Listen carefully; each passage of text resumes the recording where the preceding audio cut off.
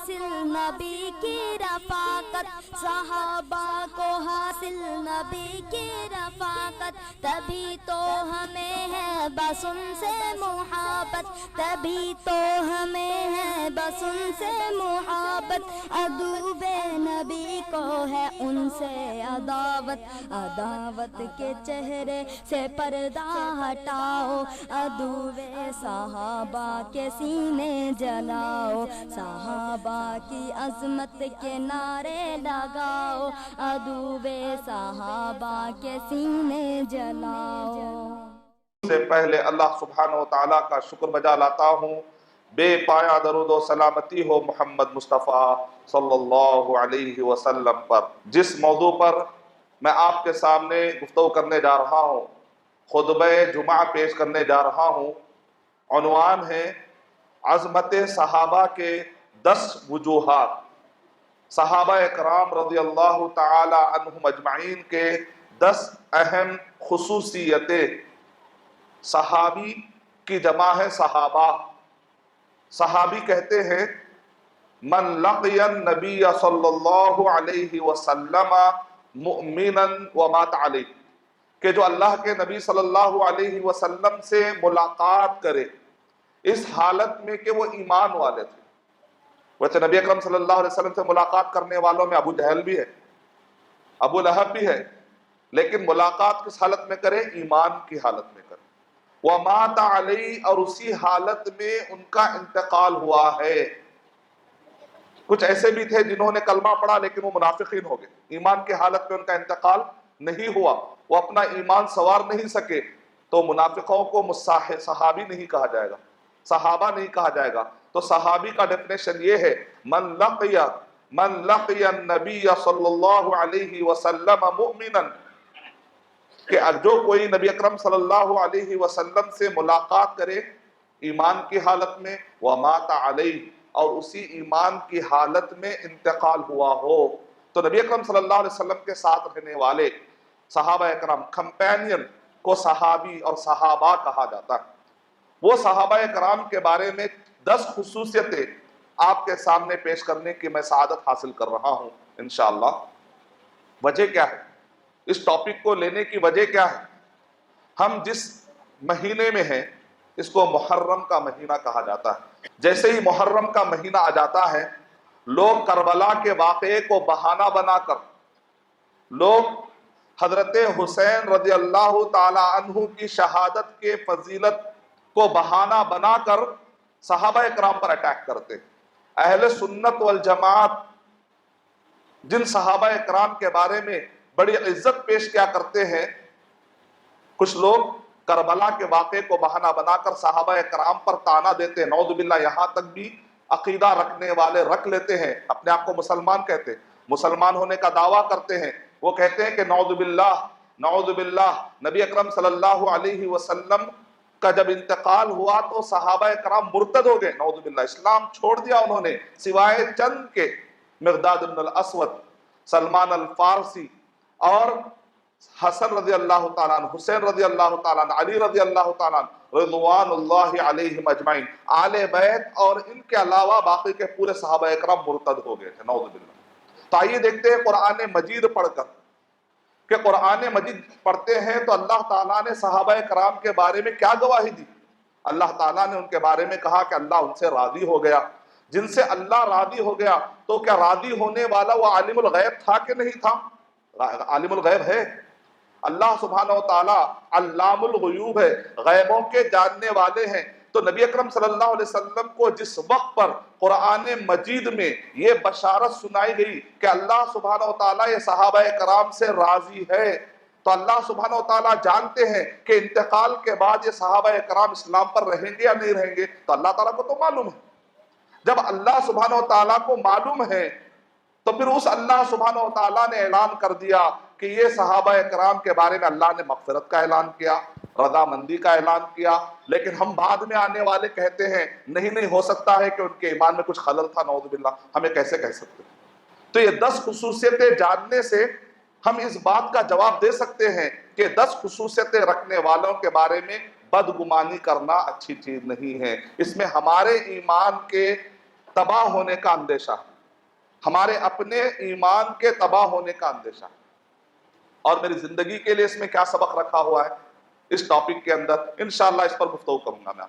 پہلا سبق، اگر ہم 10 سبق آپ کے سامنے رکھنا چاہیں گے، ایمان صحابہ پہلا سبق، دوسرا سبق ہے منہج صحابہ، تیسری خصوصیت، پہلی خصوصیت ہے ایمان صحابہ، دوسری خصوصیت ہے منہج صحابہ، تیسری خصوصیت ہے صداقت صحابہ، چوتھی خصوصیت ہے فلاح صحابہ، پانچویں خصوصیت ہے خیریت صحابہ، چھٹویں خصوصیت ہے رشد صحابہ، ساتویں خصوصیت ہے مغفرت صحابہ، آٹھویں خصوصیت ہے رضائے صحابہ، اور نویں خصوصیت ہے عدالت صحابہ، اور 10ویں خصوصیت ہے صحبت صحابہ۔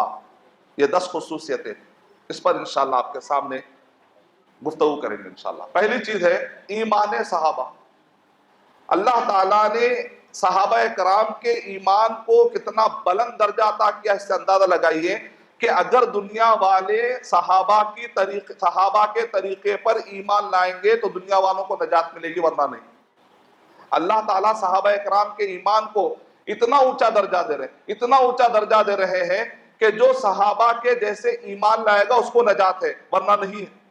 سورہ بقرہ سورہ نمبر 2 آیت نمبر 137، فَإِنْ آمَنُوا بِمِثْلِ مَا آمَنْتُمْ بِهِ فَقَدِ اهْتَدَوْا وَإِنْ تَوَلَّوْا فَإِنَّمَا هُمْ فِي شِقَاقٍ فَسَيَكْفِيكَهُمُ اللَّهُ وَهُوَ السَّمِيعُ الْعَلِيمُ۔ اگر دنیا والے، اے صحابہ، اے نبی صلی اللہ علیہ وسلم، اے صحابہ اکرام، قرآن مجید نازل ہوتے وقت پر تم سے مراد یہاں پر کون ہے؟ نبی صلی اللہ علیہ وسلم اور صحابہ اکرام۔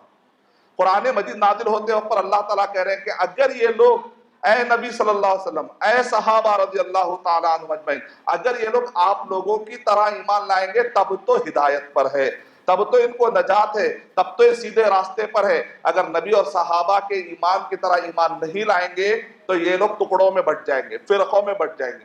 دیکھا آپ نے صحابہ کے ایمان کو کتنا اونچا مرتبہ عطا کیا، یہ ہے خصوصیت صحابہ کرام۔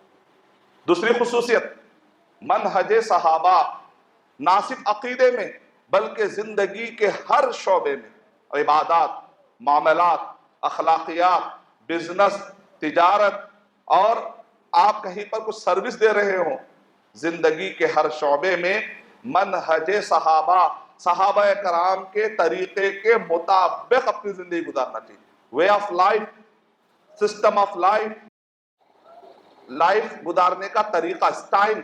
آج کل ہم کیا کرتے ہیں؟ فلاں ہیرو کے سٹائل کے مطابق، اپنے بالوں کا سٹائل فلاں ہیرو کے مطابق، کپڑوں کا سٹائل فلاں ہیرو کے مطابق، زندگی کا سٹائل، سوچنے کا انداز فلاں فلم کے مطابق، نہیں، نبی اکرم صلی اللہ علیہ وسلم اور صحابہ کے طریقے کے مطابق۔ اللہ تعالیٰ قرآن مجید میں ارشاد فرما رہے ہیں صراط الذین انعمت علیہم، ان لوگوں کا راستہ جن پر تیرا انعام نازل ہوا، وہ کون ہیں؟ سورہ نساء سورہ نمبر 4 آیت نمبر 69 میں اللہ تعالیٰ ارشاد فرما رہے وَمَن يُطِعِ اللَّهَ وَالرَّسُولَ فَأُولَٰئِكَ مَعَ الَّذِينَ أَنْعَمَ اللَّهُ عَلَيْهِم مِّنَ النَّبِيِّينَ وَالصِّدِّيقِينَ وَالشُّهَدَاءِ وَالصَّالِحِينَ وَحَسُنَ أُولَٰئِكَ رَفِيقًا ذَلِكَ الْفَضْلُ مِنَ اللَّهِ وَكَفَىٰ بِاللَّهِ عَلِيمًا۔ اللہ تعالیٰ کہہ رہے ہیں نبیوں کے بعد اللہ تعالیٰ کس کا ذکر کر رہے ہیں؟ صدیقین کا، شہداء کا، صالحین کا۔ یہ صحابہ کرام کے نیک لوگوں کے تذکرے ہو رہے، کہا کہ جو ان لوگوں کے راستے پر چلے گا وہ کامیاب ہوگا۔ اس کا مطلب کیا نکلا؟ زندگی گزارنے کا سٹائل، وے آف لائف، ہمارے زندگی کا سسٹم کیسا ہونا چاہیے؟ نبی صلی اللہ علیہ وسلم اور صحابہ کے طریقے کے مطابق۔ دیکھا آپ نے صحابہ کے زندگی گزارنے کے طریقے کو اللہ تعالیٰ کتنا پسند کر رہے ہیں، یہ ہے دوسری خصوصیت۔ تیسری خصوصیت صداقت صحابہ، بڑے سچے تھے۔ صداقت مانے سچائی۔ صحابہ دل کے اتنے سچے تھے، اتنے کھرے تھے، اندر سے کہیں پر بھی کھوٹ نہیں تھا۔ اسلام کے مسئلے کو لے کر دین کے راہ میں قربانیاں دینا ہے تو اندر سے کہیں کھوٹ نہیں ہے۔ کبھی ہوتا ہے نا، مال لگانا، زکوٰۃ نکالنا مشکل، روزہ رکھنے کے لیے مشکلات ہو رہی، نماز پڑھنے کے لیے اندر سے سستی آ رہی، مطلب کیا ہے؟ کچھ کھوٹ ہے اندر۔ اگر اندر کھوٹ ہو تو نماز پڑھنا بھاری لگتا ہے، روزہ رکھنا بھاری لگتا ہے، زکوٰۃ دینا بھاری لگتا ہے، حج فرض ہو جاتا ہے، حج کو جانا بھاری لگتا ہے، نیکیوں کے کاموں میں آگے بڑھنا بھاری لگتا ہے۔ دینداری کو، دینی تعلیم حاصل کرنا، یہ سب چیزوں میں آدمی دور دور کب ہو جاتا ہے؟ جب اندر سے کمزور ہوتا ہے. لیکن صحابہ کرام ایسے نہیں تھے، ہمیشہ اپنے ہتھیلیوں پر اپنی جان ہتھیلی پر لے کر اللہ اور اس کے رسول صلی اللہ علیہ وسلم کے مدد کے لیے تیار رہتے تھے، مدد کے لیے تیار رہتے تھے. اللہ تعالیٰ قرآن مجید میں گواہی دے رہے ہیں ان کے دلوں کی. سورہ فتح سورہ نمبر 48 کی آیت نمبر 18 میں اللہ تعالیٰ ارشاد فرما رہے ہیں لقد رضی اللہ عن المؤمنین اذ یبایعونک تحت الشجرۃ فعلم ما فی قلوبہم. اللہ ان کے دلوں کو جانتا ہے، اسی لیے اللہ گواہی دے رہا ہے کہ اللہ ان سے راضی. اللہ اکبر، کتنی بڑی بات ہے. ہمارے بارے میں ایسی کوئی گواہی نہیں ہے، لیکن ہم نعوذ باللہ صحابہ کے بارے میں غلط بولتے ہیں. جن کے بارے میں اللہ گواہی دے رہا ہے ان کے بارے میں غلط بولتے ہیں. غلط بولنے والا کبھی یہ تو سوچ لے کہ آپ کے بارے میں یا میرے بارے میں ہمارے دلوں کی گواہی اللہ نے ایسا دی ہے کیا نہیں، تو پھر کس منہ سے ہم وہ صحابہ کرام کے بارے میں غلط بولے، کس دماغ سے ہم وہ صحابہ کے بارے میں نعوذ باللہ بدگمانی رکھے جن کی شہادت اللہ تعالیٰ دیتا ہے. کیا فعلم ما فی قلوبہم فانزل السکینۃ علیہم واثابہم فتحا قریبا. اللہ سبحانہ و تعالیٰ کہہ رہے ہیں کہ ان کے دلوں کو ہم نے جانچ لیا ہے، اس لیے راضی ہو گیا اللہ تعالیٰ. اور سورہ حشر سورہ نمبر 59 کے آیت نمبر 8 اور 9 پڑھی، اس کے اندر کیا بتایا گیا؟ صحابہ کے دلوں کی سچائی کی گواہی. للفقراء المہاجرین الذین اخرجوا من دیارہم واموالہم یبتغون فضلا من اللہ ورضوانا وینصرون اللہ ورسولہ اولئک هم الصادقون. اللہ تعالیٰ کہہ رہے ہیں یہ کیسے مہاجرین جانتے ہیں؟ مہاجر ہجرت کا معنی ہے اپنے آرام دہ زندگی اور آرام دہ شہر کو چھوڑ کر ایک ایسے شہر میں چلا جاتا ہے، ایک ایسی جگہ پر چلا جاتا ہے یعنی کہ غیر یقینی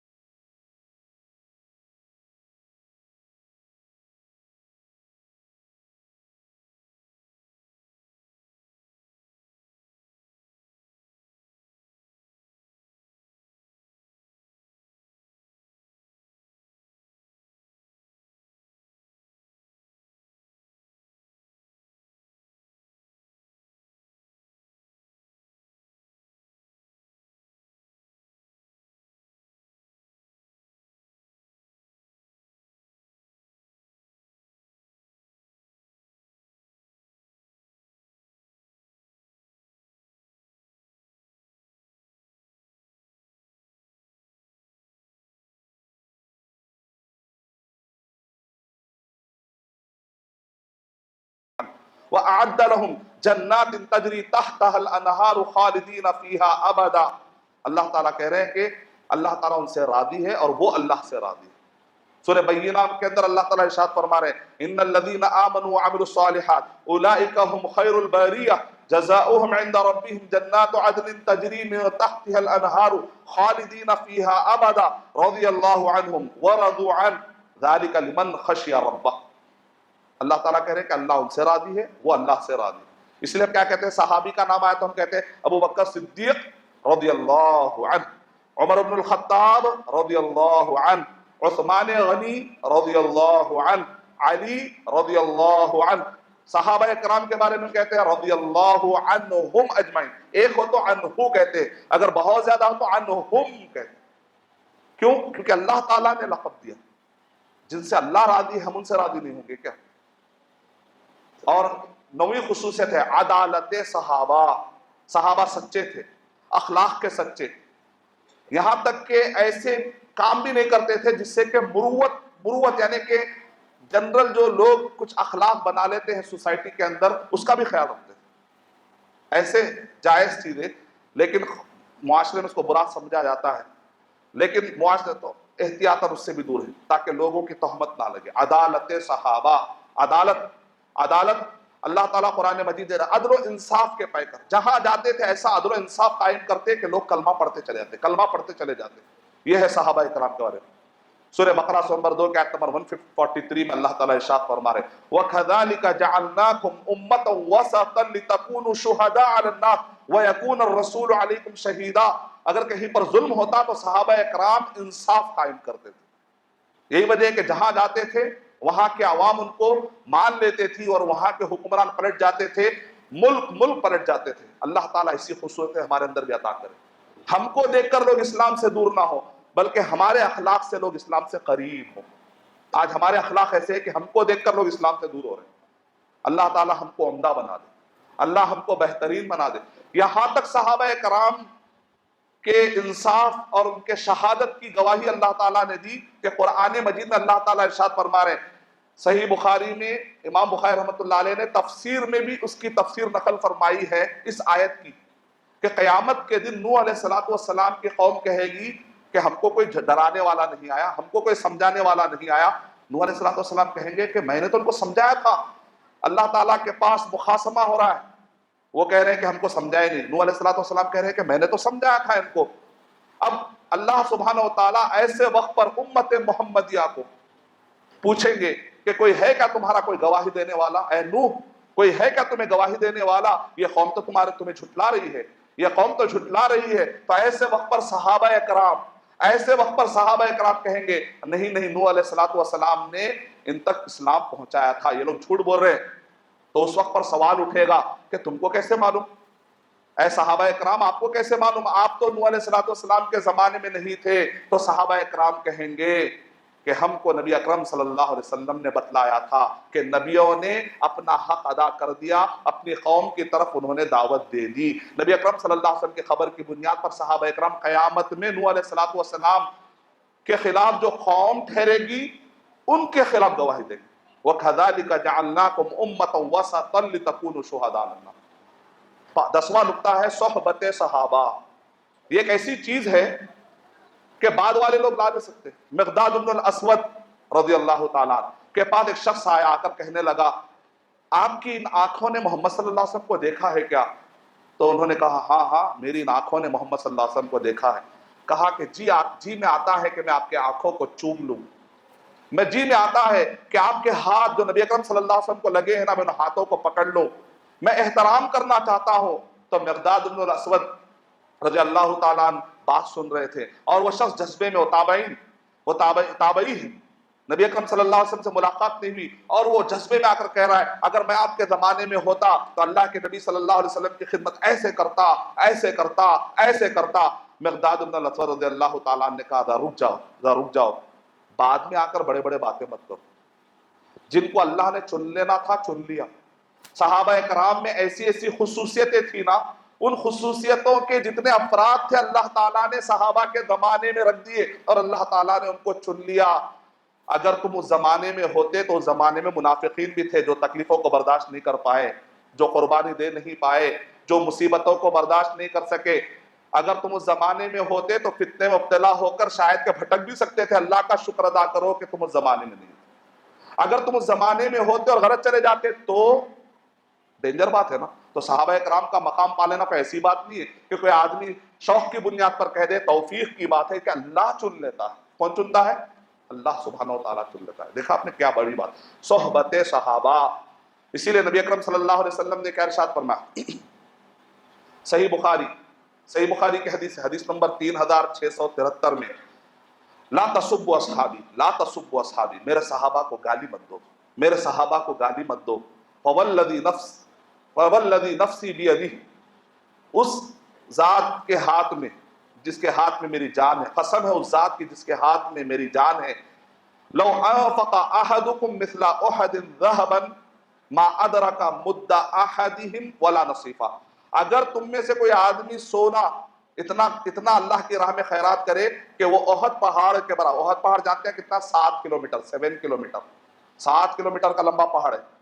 اتنا بڑا پہاڑ اگر کوئی سونے کا خیرات کر دے، تب بھی صحابہ کرام نے جو اللہ کی راہ میں جو تکلیف رکھتے ہوئے بھی انہوں نے جو ایک مد یا اس کا آدھا جو انہوں نے اللہ کی راہ میں لگایا، اس کا مقابلہ تم نہیں کر سکتے۔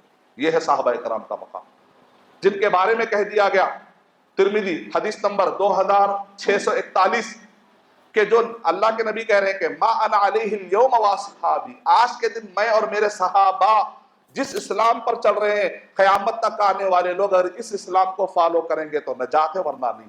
کتنا بڑا اونچا مقام کہ صحابہ کرام کے ایمان کو معیار بنا دیا۔ یہ صحابہ کرام کی زندگیوں سے 10 خصوصیتیں ختم ہوئی۔ اب میرا سوال یہ ہے کہ ہمارے لیے سبق کیا ہے اس میں؟ ٹھیک ہے، یہ تو ان کے فضائل ہیں، یہ تو ان کے مناقب ہے، یہ تو ان کی فضیلتیں ہیں۔ میری زندگی کے لیے کیا سبق ہے اس خطبے میں؟ ذرا غور کریے، صحابہ کرام نے جو قربانیاں دی، کیسی قربانیاں دی؟ ہمیشہ اللہ کے نبی صلی اللہ علیہ وسلم کے ساتھ اپنی جان ہتھیلیوں پر لے کر تیار رہتے۔ قربانیاں دی انہوں نے مکے کے اندر 13 سال، کیسی قربانیاں دی انہوں نے؟ تپتی ہوئی ریت پر ان کو لٹا دیا گیا، لیکن وہ احد احد کا نعرہ لگاتے تھے۔ سلاخوں پہ ان کو، آہنی سلاخوں پر دہکتے ہوئے شعلوں اور انگاروں پر ان کو لٹا دیا گیا۔ خباب بن ارت رضی اللہ تعالیٰ عنہ، عمار بن یاسر، آل یاسر کے گھرانے کو نبی اکرم صلی اللہ علیہ وسلم دکھ بھرے انداز سے کہتے ہیں، صبرن آل یاسر فإن موعدکم الجنہ، اے آل یاسر صبر کر لو، جنت ملے گی انشاءاللہ۔ ماں کو پیروں کے درمیان برچھا مارا گیا، شہید بی بی سمیہ رضی اللہ تعالی عنہ، پہلی شہیدہ خاتون، لیکن انہوں نے اسلام کے دامن کو نہیں چھوڑا۔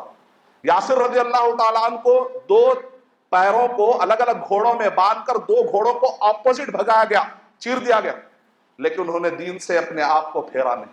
خبیب رضی اللہ تعالیٰ عنہ کے ٹکڑے ٹکڑے کر دیے گئے، دین سے نہیں پھرے۔ پھر اس کے بعد مدینہ آئے، شاید کہ اب تھوڑا آرام ملے گا، اب تھوڑی راحت ملے گی۔ ایک آدمی رمضان مبارک حال کیا ہوتا ہے، جب رمضان مبارک آتا ہے تو فریج میں میوے ہونا چاہیے، کچن کے اندر کھانے پینے کے پورے سامان ہونا چاہیے، تھیلوں کے اندر چاول رہنا چاہیے، دال رہنی چاہیے، کھانے پینے کے جتنے آئٹم ہیں کم سے کم 30 مرتبہ تو حریص بننا چاہیے۔ رمضان مبارک کے اندر افطار میں بڑی اچھے آئٹمز ہونا چاہیے۔ ایک رمضان میں چھٹی لے لوں گا اپنے جاب سے تاکہ میں اچھے راحت سے آرام سے رمضان المبارک گزار سکوں گا۔ ایک راحت کے ساتھ رمضان المبارک گزارنے کا بھی ان کو موقع نہیں ملا۔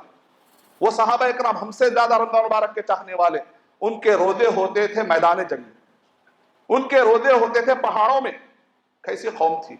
پہلا رمضان آیا تو پہلے رمضان میں سیف البحر کی جنگ، دوسرا رمضان آیا جنگ بدر برپا ہو گئی، تیسرا جب رمضان آیا تو جنگ احد شوال میں آنے والی ہے۔ ایک چھوٹا پروگرام ہونے والا ہے تو ہم مہینے چھوٹا بڑا پروگرام کرنا چاہ رہے ہیں ہم اسٹیٹ لیول پر یا انڈیا لیول پر، تو 4 مہینے 5 مہینے سے اس کی تیاری ہوتی ہے۔ غزوہ احد ایک جنگ ہو رہی ہے شوال میں، تو رمضان کیسا گزرا ہوگا؟ اندازہ لگا سکتے ہیں۔ پھر اس کے بعد چوتھا رمضان المبارک آیا تو چھوٹی بدر اور ایک جنگ ہوئی، وہ شعبان میں ہوئی۔ یعنی شعبان میں جنگ کرنے کے بعد رمضان آ رہا ہے، زخم لگے ہوئے ہوتے ہیں، تھکے ہوئے ہوتے ہیں، کیا راحت والا کوئی رمضان مل رہا ہے ان کو؟ 5واں رمضان جب آیا تو شوال میں شوال میں غزوہ احزاب ہونے والا ہے، تو رمضان مبارک بھر تیاری، رمضان مبارک میں تیاری ہو رہی، غزوہ احزاب ہونے والا، غزوہ احزاب ہونے والا ہے۔ چھٹواں جب رمضان آیا، وہ چھٹویں سال میں پورے ملا کر 81 غزوات، 81 سریے، مدینے کی 10 سالہ زندگی میں 81 غزوات، ایک ایک کے لیے ایک سال لگ جاتا ہے ایسے ایونٹ، لیکن یہ ایونٹ نہیں ہے، غزوہ ہے، غزوہ، 81 غزوات، 81 سریے، کیا قربانیوں کے لیے تیار تھی وہ قوم۔ اور چھٹواں جب آیا صلح حدیبیہ، پھر اس کے بعد چھٹویں سال کے بعد 7واں سال آتا ہے، 7واں سال آتا ہے تو آپ جانتے ہیں اس میں غزوہ خیبر، غزوہ ذات الرقاع، اور پھر اس میں آتا ہے سریہ غالب، رمضان مبارک میں آتا ہے سریہ غالب، رمضان مبارک میں آ رہا ہے۔ غزوہ ذات الرقاع کا مطلب کیا ہے؟ رقاع مانے پٹیاں۔ صحابہ کرام کہتے ہیں کہ ایک دشمن کے حملے کا اندازہ تھا تو اس دشمن کو بھگانے کے لیے نبی صلی اللہ علیہ وسلم کچھ صحابہ کرام کو لے کر نکل جاتے ہیں۔ روایتوں میں آتا ہے کہ ہم لوگ صرف 6 تھے، نبی صلی اللہ علیہ وسلم 7 ہوئے تھے۔ اور صحیح بخاری کی روایت کیا ہے؟ پہاڑوں پہ اتنا چلے اور دشمن بھاگ رہے تھے، صرف 7 لوگ، صرف 7 لوگوں سے دشمن بھاگ رہے ہیں، لیکن پھر کہیں واپس آ کر کہیں کمزوروں پر حملہ نہ کر دے۔ پہاڑوں پر جا رہے ہیں تو کہہ رہے ہیں کہ ہمارے پیروں کے، صحیح بخاری کی روایت کے مطابق، پیروں کے ناخن ہمارے چھل گئے اور ناخن نکل گئے، خون نکلنے لگا، تو ہم نے پٹیاں باندھ لی تاکہ راحت رہے پہاڑوں پر چلنے کے لیے۔ آج ہم کو واکنگ کرنا مشکل ہے، ڈاکٹر کہتا ہے تو وہ واکنگ نہیں کرتے، پہاڑوں میں گئے وہ لوگ، چھوٹا پہاڑ چڑھ کر نہیں آئے، پہاڑوں میں تعاقب کیے۔ تصور کریے کیسے قربانیوں کے لیے وہ قوم تیار تھی۔ اور 8واں سال فتح مکہ، رمضان مبارک میں، 9واں سال غزوہ تبوک پہ چلا گیا، 10واں سال عام الوفود میں، پھر مسئلہ ختم ہوا کیا؟ عہد صدیقی آیا، ایران فتح ہوا، عہد فاروقی، اس کے بعد عمر رضی اللہ تعالیٰ کا زمانہ آیا، ادھر عراق فتح، ادھر بیت المقدس فتح، ادھر مصر فتح، عثمان غنی رضی اللہ تعالیٰ عنہ کا زمانہ آیا۔ رائٹ سائڈ میں تقریباً پورا فارس کی حکومت ختم، اور اوپر ازبکستان تک چلے گئے، لیفٹ سائڈ میں ویسٹرن سہارا تک چلے گئے، اور نیچے یمن تک چلے گئے، 1000 کلومیٹر ادھر، 1000 کلومیٹر ادھر، 1000 کلومیٹر ادھر۔ صرف 40 سال کے اندر اسلام کو کہاں کہاں تک پہنچا دیا۔ کئی لوگوں کو جہنم سے بچانے کے لیے کتنا زبردست انہوں نے قربانی دی، کتنا زبردست انہوں نے کارنامہ دیا۔ یہ صحابہ اکرام کے قربانیں آج ہمارے سامنے نہیں ہیں، چھوٹی چھوٹی مصیبت پہ گھبرا جاتے ہیں، مایوس ہو جاتے ہیں۔ کیوں؟ ویژن بڑا نہیں ہے، سوچ بڑی نہیں ہے۔ ہم نے صحابہ اکرام کی زندگی پڑھی ہوتی تو چھوٹے چھوٹے مسئلوں میں لڑ رہے تھے، آج چھوٹی تکلیف آئی دن بھر رو رہے ہیں، پریشان، مایوس، چہرے اتر جا رہے ہیں۔ کیا ہے بھائی؟ چھوٹی چھوٹی مصیبتیں، خودکشی کر رہے ہیں، مایوس ہو رہے ہیں، ڈپریشن میں چلے جا رہے ہیں۔ شوہر بیوی کے جھگڑے میرے پاس آتے ہیں، لڑکی والے لڑکے والے دونوں آپس میں، کیا بنیاد پہ جھگڑے ہو؟ کوئی بڑی قربانیاں کوئی اسلام کے مسئلے کو لے کر نہیں ہے، ذاتی چھوٹے چھوٹے خواہشات پورے۔ سال ہو گیا بچی کو انگوٹھی نہیں دی، یہ کیا دولہے صاحب قابل نہیں ہے اس لیے چھوڑ دینا۔ یہ ویکینڈ ہی نہیں مناتے، ویکینڈ ان کے پاس ہے ہی نہیں، خالی بزی رہتے ہیں۔ صحابہ اکرام کے پاس ویکینڈ تھا کیا؟ ہفتے میں 2 دن گھومنے کے لیے ایسا کچھ ہے کیا؟ سال ہو گیا میرے بچی کو گھمانے نہیں لے کر گئے، صحابہ اکرام کے پاس سال میں 1 مرتبہ گھومنے کا ایسا پلان تھا کیا؟ اور یہ صاحب طرح کیوں دے رہے ہیں؟ بچی کو بریانی بنانے نہیں آتا تو بریانی کھانے، کیا صحابہ اکرام بریانی کے دیگ بنائے؟ کیا صحابہ اکرام نے سال بھر کھانے کی پلاننگ بنائی؟ رمضان مبارک میں کھانے کی پلاننگ بنائی؟ یہ کیا بنیاد ہے جس کی بنیاد پر رشتے توڑے جا رہے ہیں؟ یہ کون سی بنیاد ہے جس کی وجہ سے بھائی بھائی کا رشتہ ٹوٹ رہا ہے، شوہر بیوی کا رشتہ ٹوٹ رہا ہے؟ یہ وہ کون سی اسلامی بنیادیں ہیں جس کی وجہ سے آج ہمارے آپس میں غصے سے ہم نہیں مل رہے؟ مجھے فلاں وقت پر رخا نہیں دیا گیا، مجھے عزت سے مجلس میں نہیں بٹھایا گیا، مجھے اسٹیج پر نہیں بٹھایا گیا، مجھے عزت برابر نہیں دی گئی، مجھے گھورا گیا، مجھے برابر وہاں پر مقام و مرتبہ نہیں ملا، مجھے عہدہ نہیں ملا۔ کیا اگر صحابہ کرام کو پتا چل جائے کہ جو لوگ خواب دیکھ رہے ہیں ہمارے ساتھ جنت میں بیٹھنے کا، ان کی سوچ اتنی چھوٹی ہے، اور یہ بڑے بڑے سوچ والے عمدہ کارنامے والوں کے ساتھ بیٹھنے کی خواہش ہے ہمیں؟ بہرحال ہمیں سبق لینا ہے، اپنے ویژن کو بڑا کرنا ہے، اپنے آپ کو قربانیوں کے لیے تیار رکھنا ہے، قربانی دینا ہے اسلام کے لیے۔ نماز کے لیے قربانی دینے کے لیے تیار نہیں، روزے کے لیے نہیں، زکوٰۃ کے لیے نہیں، تعلیم حاصل کرنے کے لیے صبر سے 1-2 کتابیں بیٹھ کر عالم کے پاس بیٹھنے کے لیے قربانی، کوئی پلان ہی نہیں ہے۔ ہمیں ضرورت اس بات کی ہے کہ صحابہ کرام کی زندگی کو پڑھیں اور اپنی زندگیوں کو ڈھالنے کی اللہ تعالیٰ ہمیں توفیق عطا فرمائے۔ میں اللہ تعالیٰ سے دعا کرتا ہوں کہ اللہ سبحانہ و تعالیٰ مجھے اور آپ سب کو بہترین نبی صلی اللہ علیہ وسلم اور صحابہ کرام کو فالو کرنے والا بنائے۔ آمین وآخر دعوانا الحمدللہ۔